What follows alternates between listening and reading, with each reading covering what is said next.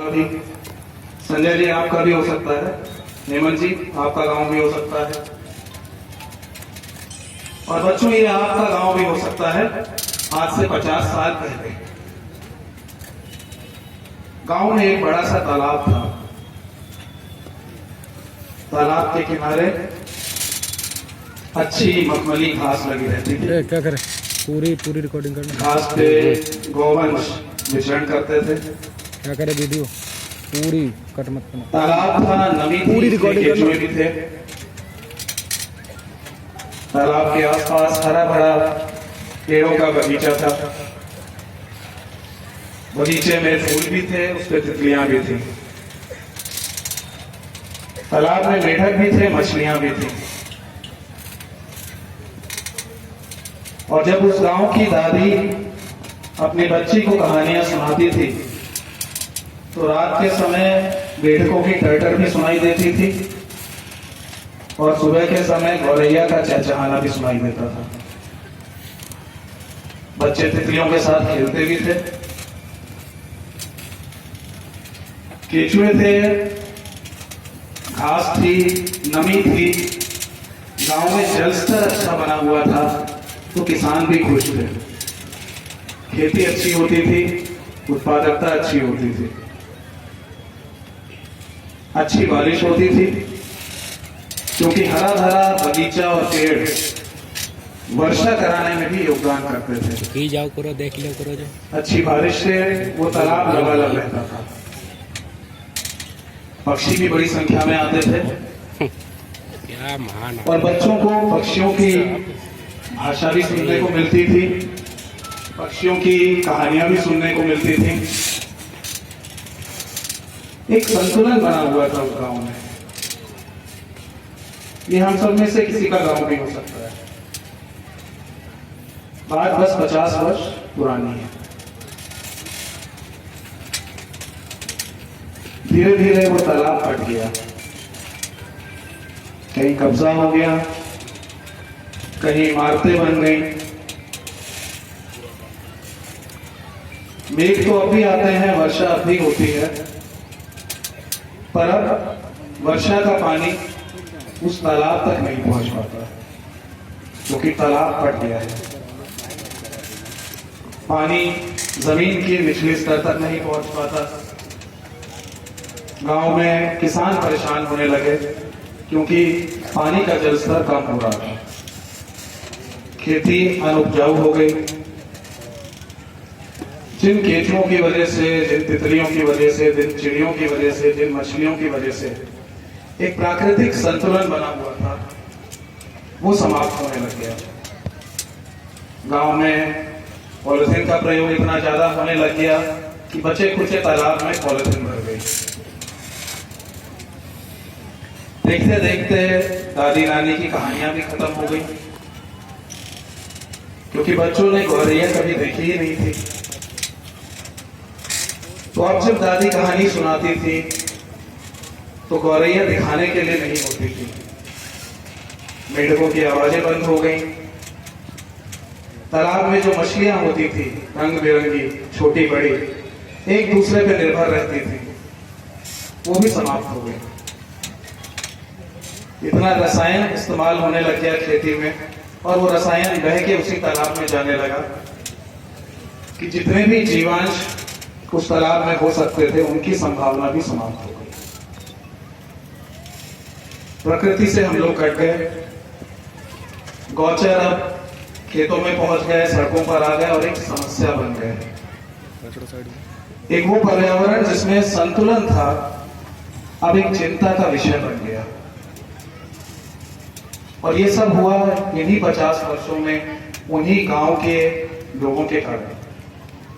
उन गांव के लोगों की दूरदर्शिता ना होने के कारण, उन गांव के लोगों का अपने कार्यों में इतना खो जाने के कारण कि वो भूल गए कि ज्यादा बड़ी समस्या पर्यावरण को बचाकर, सहेजकर आगे बढ़ाने की है। और ये वाकया सिर्फ गांव का नहीं है, यही वाकया बड़े स्तर पे हमारे शहरों में हो रहा है, हमारे गांवों में हो रहा है, पूरे जनपदों में हो रहा है। हम सभी लोग अपनी जिंदगियों में इतना उलझ गए हैं कि वो छोटी छोटी चीजें करना भूल जाते हैं जिससे पर्यावरण में एक संतुलन बना रहे, पर्यावरण की वो जरूरी चीजें पीढ़ी दर पीढ़ी आगे बढ़ सके, जिससे आपके आने वाली पीढ़ियां सकुशल रह सके।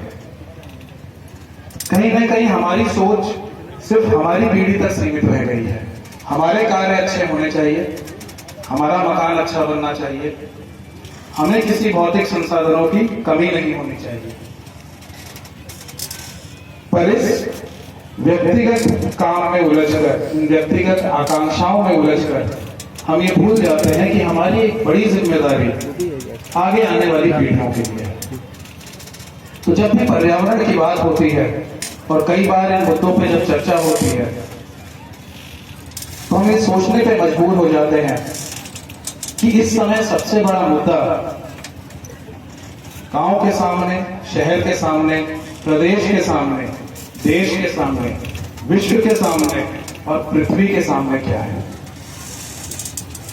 एक हमारी ही ऐसी पृथ्वी है जहां पे आपको इतनी बायोडाइवर्सिटी मिलेगी, इतने प्रकार के जीव जंतु मिलेंगे, एक ऐसा वातावरण मिलेगा जिसमें पशु पक्षी तमाम तरह के जीवांश सब साथ साथ रहते हैं और सब एक दूसरे को सपोर्ट करते हैं, एक दूसरे का समर्थन करते हैं, एक दूसरे के जीवन की वजह बनते हैं।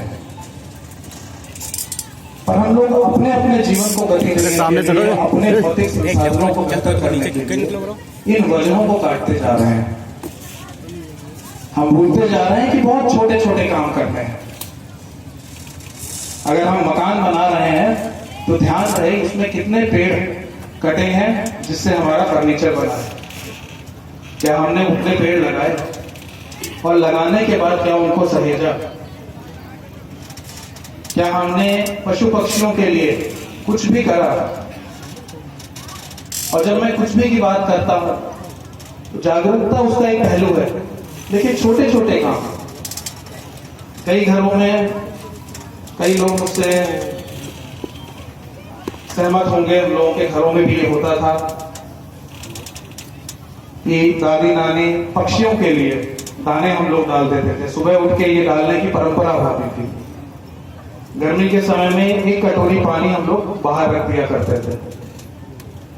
अभी भी करा जा सकता है, बात सिर्फ आदत की है कि क्या हम वो आदत अपने बच्चों को दे पाए हैं। क्या हमारे बच्चे स्मार्टफोन में इतना तो नहीं खो गए हैं कि स्मार्टफोन पे तो एंग्री बर्ड्स खेल लेते हैं, पर वास्तविक में जब बर्ड्स के लिए कुछ करना हो तो एक कटोरी पानी और कुछ दाने ही बाहर रख दिया करें। तो ये बहुत छोटी छोटी बातें हैं जिससे हम पर्यावरण के प्रति अपनी संवेदनशीलता भी दिखा सकते हैं और अपना योगदान भी कर सकते हैं। प्लास्टिक के विषय में भी चर्चा हुई कि किस तरह से प्लास्टिक का प्रयोग कम करना ही हमारा एक बड़ा योगदान होगा पर्यावरण के प्रति। इसी तरह बिजली और पानी, ये सब भी पर्यावरण से जुड़ा है। अगर हम कमरे से बाहर निकल रहे हैं तो लाइट बंद करने की आदत है, पानी का अनावश्यक प्रयोग ना करने की आदत है, जितनी जरूरत हो उतना ही पानी प्रयोग करें। तो ये सब वो छोटी आदतें हैं जो कहीं ना कहीं हमें अपने बच्चों पे डालनी होंगी। और जब हम इस तरह के महोत्सव में बैठते हैं, 3 दिन पर्यावरण से जुड़ते हैं, कोशिश करते हैं कि ज्यादा से ज्यादा संख्या में लोग यहाँ पर आकर पक्षियों का कलरव देखें कि कितने रंग बिरंगे अनेक प्रकार के पक्षी यहाँ पे दूर देशों से आते हैं, तो कहीं ना कहीं हमें उस समय का प्रयोग करना चाहिए और अपने बच्चों से बात करनी चाहिए। क्योंकि आगे आने वाली पीढ़ी, आगे आने वाली हमारी धरती कैसी होगी हमारे बच्चों पर निर्भर करता है, उनकी आदतों पर निर्भर करता है। तो इस पक्षी महोत्सव कराने का एक मुख्य उद्देश्य यही रहता है कि न केवल हम सांडी के प्रति जागरूक हों, कुदरत की एक ऐसी अनमोल देव जो हरदोई में है, हम सबके बीच है, हमारे जनपद का गर्व का विषय है कि पूरे प्रदेश में 7 और पूरे देश में सिर्फ 37 ऐसी जगह हैं जो वेटलैंड में सम्मिलित हैं। उस गर्व के साथ साथ हम सब अपने परिवार के साथ यहां जरूर आए। आज नहीं तो कल नहीं तो परसों, हो सकता है महोत्सव के बाद ही, क्योंकि अब हम लोग इसके बारे में जान गए हैं। और जब हम कुछ समय अपने स्मार्टफोन और गैजेट से दूर परिवार के साथ यहाँ बिताएंगे तो अपने शायद बच्चों को भी बेहतर समझ सके और उनको बेहतर समझा भी सके। हम उनको समझा सकें कि किस तरह छोटी छोटी अगर आदतों में परिवर्तन बच्चे ले आए, अपनी आदतों में बदलाव ले आए, उनको अपनी आदतों में डाल लें, तो आगे आने वाले समय में इन सभी बच्चों से मिल के पर्यावरण के लिए एक बहुत बड़ा योगदान हो जाएगा। हर बच्चा अपने नाम का एक पेड़ लगाए और जैसे जैसे उसके जन्मदिन बीतते जाएं उस पेड़ को की रक्षा करें, उस पेड़ को अपने साथ साथ बड़ा करें। जब वो बच्चा पिता बने या दादा बने तब उस पेड़ के फल उसके बच्चों को मिल सके।